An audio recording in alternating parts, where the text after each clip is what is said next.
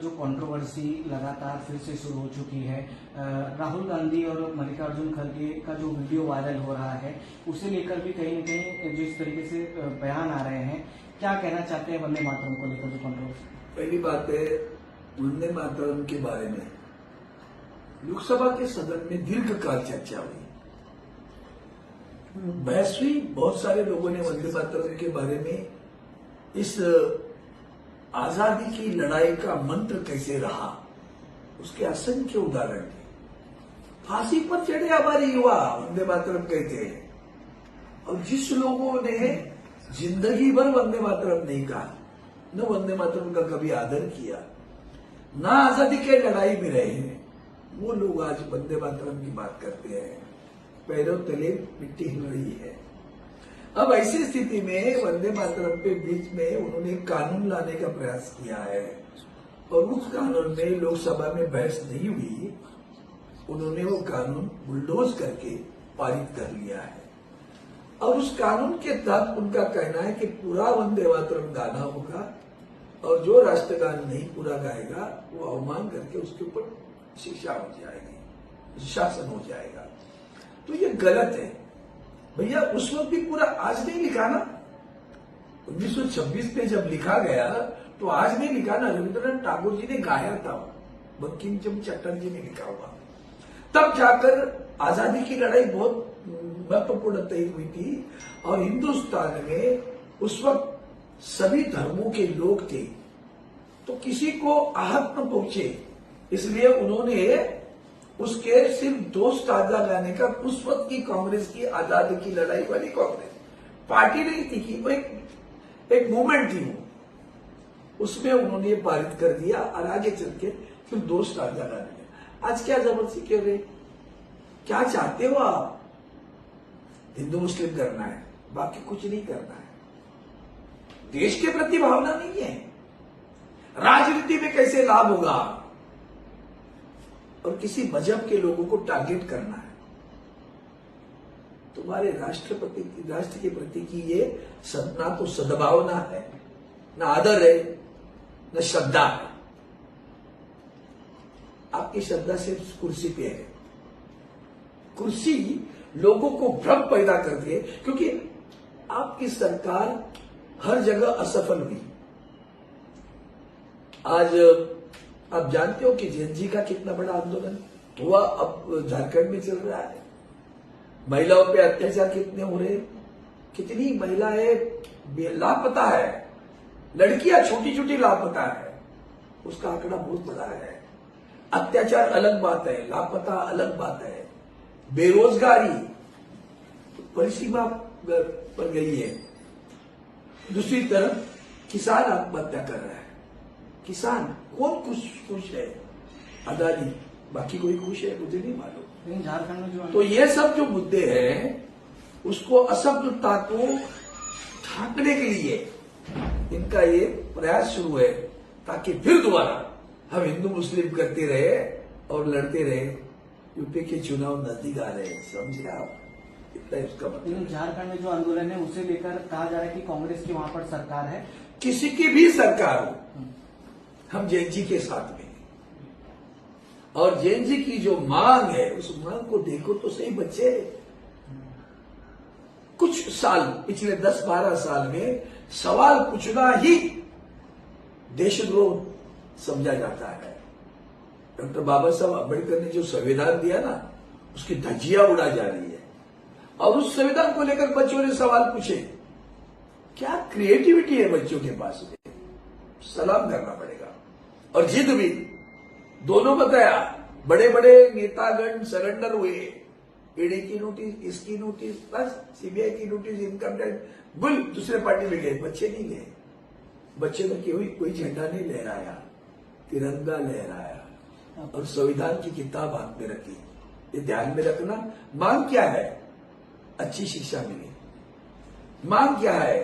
अंतर्राष्ट्रीय दर्जा की शिक्षा मिले। मांग क्या है? रोजगार मिले। रोजगार नहीं, अच्छी नौकरियां मिले, जो उनके शिक्षा के तहत उन्हें उसमें तनख्वाह मिल सकती है।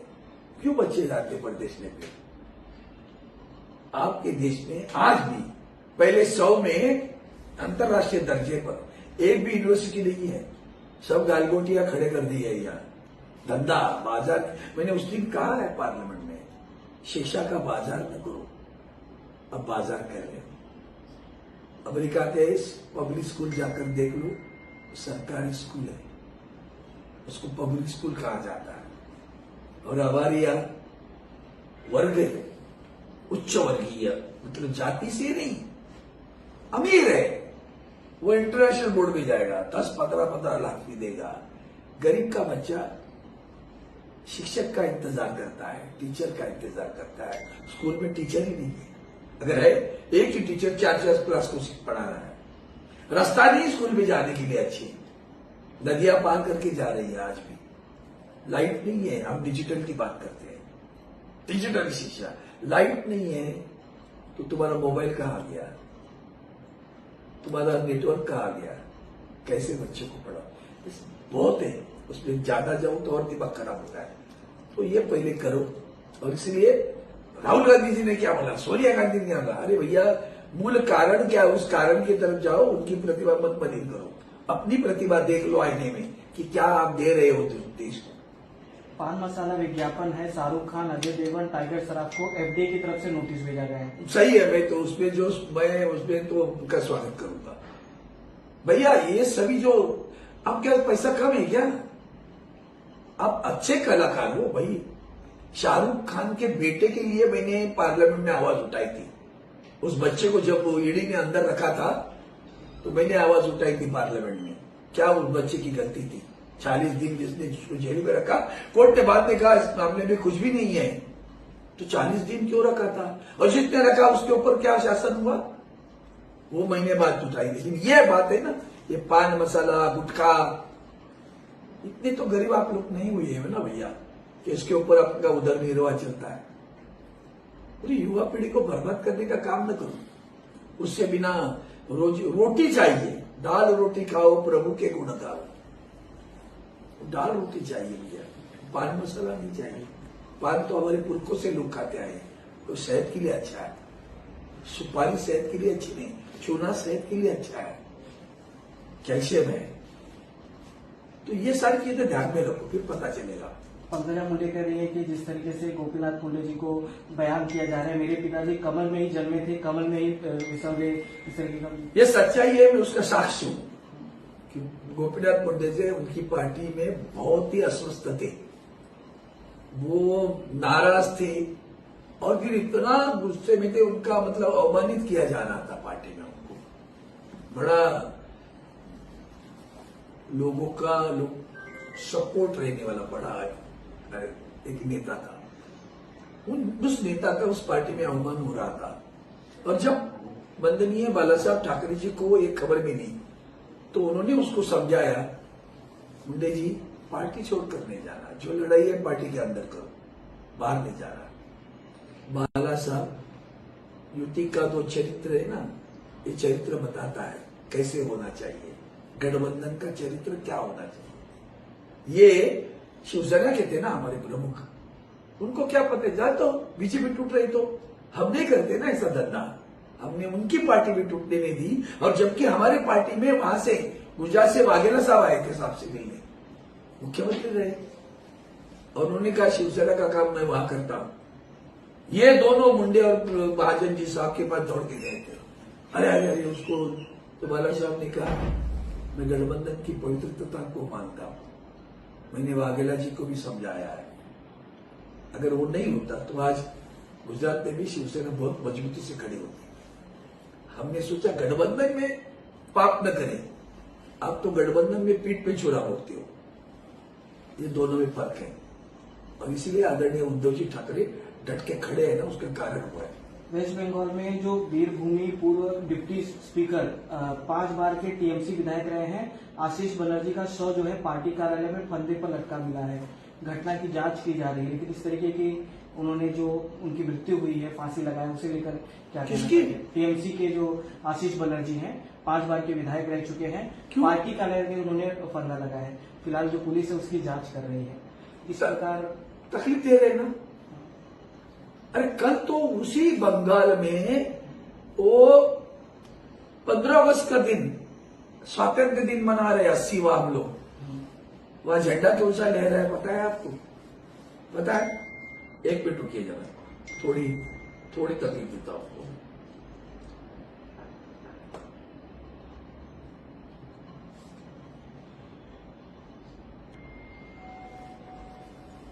उधर एक वीडियो निकल के सामने आया, हालांकि जो बैकग्राउंड है वीडियो का वो देख के समझ में आ रहा है कि ये जो वीडियो है ये भारतीय जनता पार्टी का शायद बंगाल का वीडियो हो सकता है, जिसमें भाजपाइयों ने तिरंगे की जगह भारतीय जनता पार्टी के झंडे का एक तरीके से ध्वजारोहण किया है। ये सीधे तौर पर अपमान माना जा रहा है राष्ट्रीय ध्वज का। देखिए जरा ये वीडियो।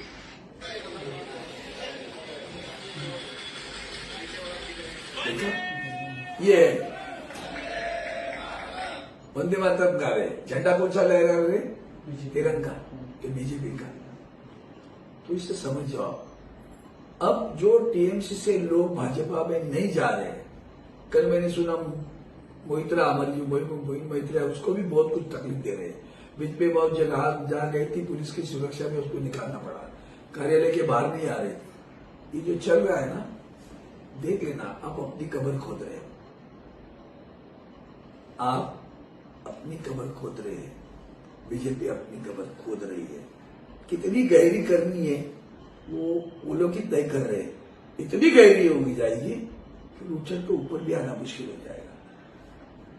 अंतिम सवाल है सर, मराठी और हिंदी भाषा को लेकर जिस तरीके से ऑटो रिक्शा को लेकर की डेडलाइन थी वो खत्म हो चुकी है। आज से जो है मराठी भाषा अनिवार्य है रिक्शा चालकों के लिए। कई जो मराठी टैक्सी चालक है या ऑटो चालक है उनको मराठी बोलने नहीं आ रही है, क्या कुछ कहना चाहते हैं? पहली बात बताओ, इस देश की रचना जो हुई भाषा के अनुसार प्रांतों की रचना हुई कि नहीं हुई? संविधान के तहत हुई ना, कानूनन हुई ना। तो महाराष्ट्र की राज्य भाषा क्या है? मराठी। आनी चाहिए कि नहीं आनी चाहिए? यह कब हुआ? जब मराठी भाषा को इसी राज्य में और राज्य की राजधानी में अवमानित करने का साहस लोग करने लगे। कोई दुकानदार कहता है, कोई मोबाइल वाला कहता है मराठी नहीं आती, दूसरी भाषा में बोलो। अरे वाह, तो हम संयम रखे हैं, इसका मतलब हमारे ऊपर ही तुम पत्थर चलाओगे क्या? पीसोगे हमको? कितनी हिम्मत हुई, आपने ही बताए हुए हैं लोग किस तरह से पेश आ रहे थे। ये दादागिरी कहां से करने की ताकत मिली? जाकर तमिलनाडु में दादागिरी करके बताओ ना भैया। हम नहीं बोलेंगे तमिल, हिंदू ही बोलेंगे, फिर देखना तुम्हारी क्या होती है वो। केरला में जाकर बोलो, मलयालम नहीं बोलेंगे, कर्नाटक में बोलो कन्नड़। अरे भैया, हमारे बेळगाव, कारवार, नेपाली, भालकी, बीदर, ये जो महाराष्ट्र मराठी भाषिकों का प्रांत है, जहां बहुसंख्याक मराठी रहते हैं, वो कर्नाटक में है। उसकी लड़ाई कानूनन चालू है, आज भी शुरू है। वहां भी ये अपना चुनाव आयोग ने एसआईआर के तहत जो लेटर निकाले हैं, लोगों को भरने के लिए फॉर्म निकाले हैं, वो कन्नड़ भाषा में। वो गए इलेक्शन कमीशन के पास, मैंने भी इलेक्शन कमिश्नर को लेटर लिखा है कि भैया ये जबरदस्ती क्यों? वहां तो हिंदी भी नहीं, हिंदी नहीं, अंग्रेजी नहीं, सिर्फ कन्नड़। क्यों? मराठी भाषी को है ना वहां, तो उनके ऊपर अन्याय हो रहा है, तभी आवाज नहीं उठती क्या? तब आपकी चैनल सभी सो जाते हैं क्या? हमारे मराठी भाषिकों पर बेलगावी में जो अन्याय हो रहा है, अत्याचार हो रहे इतने सालों से, सरकार किसकी भी हो, वो मराठी वहां के मराठी लोगों पर अत्याचार करती है। साहस नहीं हुआ क्या आप लोगों का कि वहां मराठी भाषिकों पर अन्याय हुआ है? वहां का जो माइनॉरिटी कमीशन का कार्यालय था वो बेलगांव में, कर्नाटक में था, उसको उठाया उधर जाके वहां रखा बीजेपी ने, तमिलनाडु में। तो वहां के अल्पसंख्यक जो मराठी भाषिक है तमिलनाडु भी जाएंगे क्या अपनी मांग के लिए, अपने हक के लिए? ये तुम्हारी भाजपा है। तो इधर ये हिंदी की बात मत करो। हिंदी तो अभी भी मैं आपसे हिंदी में बात कर रहा हूं ना, तो मुझे क्या बचपन से हिंदी पढ़ाया क्या?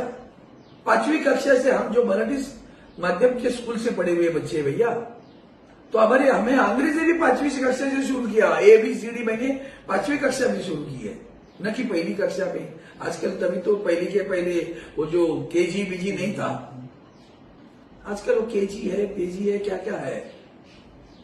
हिंदी तो मुंबई शहर में सब्जी मंडी वाली भी मराठी में, तो भी हमारी महिला भी उससे हिंदी में पूछती है क्या भाव दिया, वो मराठी में नहीं पूछती। तो आदत पड़ी है हमें। बॉलीवुड कहाँ है भैया? उत्तर प्रदेश में है, बिहार में है, झारखंड में है, हिमाचल प्रदेश में है, गुजरात में है, मध्य प्रदेश में है, महाराष्ट्र में है ना। तो हिंदी पिक्चर कहाँ बनती है? सभी हिंदी भाषी तो यहाँ मिलजुल के रहे ना। दादागिरी नहीं करना, ये लड़ाई दादागिरी की, दादागिरी के खिलाफ है और इसलिए कानून बनाना पड़ा। मैं इसका स्वागत करता हूं।